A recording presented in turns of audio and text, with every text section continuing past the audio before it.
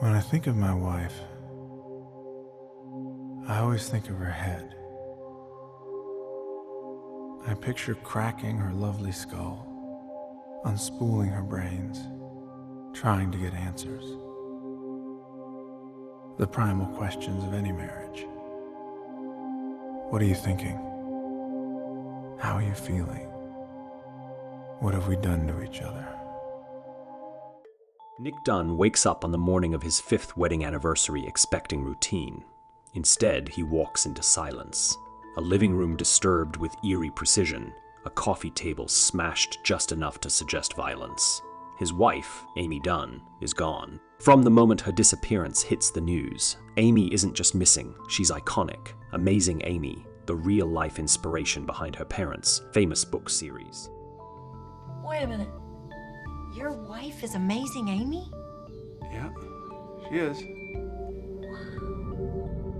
A character that always did everything right. A character that was always better than her. That shadow followed Amy her entire life. Growing up, she was never simply Amy. She was the real version constantly compared to a fictional ideal. Every failure, every imperfection, magnified. Amazing Amy succeeded where real Amy fell short.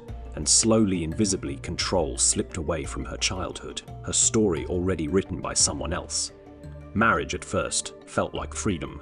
Nick and Amy meet in New York. Both sharp, witty, equal for a moment. Amy believes she's finally escaped the script. With Nick, she can reinvent herself. No parents, no expectations, just choice. Then everything collapses. They lose their jobs. Money dries up.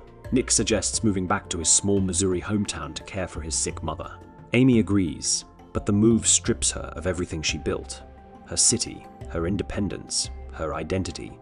Back in Missouri, Amy becomes background noise in her own life. Nick grows distant. He resents her. He cheats. And once again, Amy feels herself disappearing. No control, no agency, no voice. So she decides to reclaim it. When Amy vanishes, the investigation turns immediately toward Nick. His calm demeanor, his awkward smiles, his emotional distance.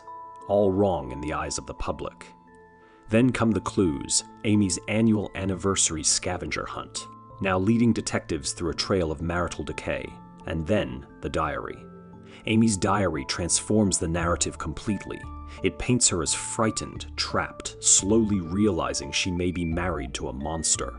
The media devours it. The country makes up its mind. Nick Dunn isn't just suspicious, he's guilty in the court of perception. The film makes one thing brutally clear: truth doesn't matter as much as how it looks. Nick's affair is exposed, his image collapses. He becomes the villain America wants. A husband who smiled while his wife vanished. Then the story fractures. Amy is alive. She tells us everything. This wasn't survival, it was design. Amy reveals her disappearance was a carefully constructed act of control.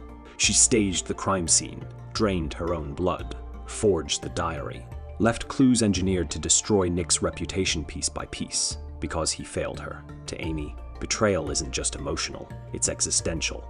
Losing control again was unbearable, so she chose to become the architect of the narrative instead of its victim. But control is fragile. On the run, Amy is robbed. Exposed to the randomness she thought she had mastered. Forced into hiding, stripped of comfort, she realizes she needs another stage. Enter Desai Collings, a wealthy ex-boyfriend who once obsessed over her. Amy understands him perfectly. She becomes the damsel.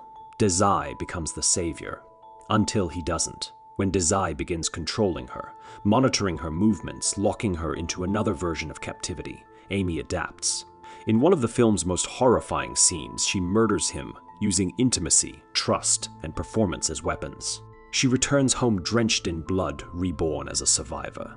The media crowns her a hero. Nick is cleared instantly. The same public that crucified him now celebrates her. The truth is irrelevant. The story has won. Privately, the marriage becomes something far darker. Amy reveals she's pregnant. A final, irreversible move. Nick can never leave without losing everything. The marriage continues, not out of love, but mutual entrapment. They sit together on television, smiling, presenting perfection once again. Gone Girl isn't just a thriller, it's a film about control. Amy's entire life is a pursuit of it. First stolen by her parents' creation of Amazing Amy, then briefly reclaimed through love, then lost again through compromise, neglect, and invisibility. Her violence isn't random.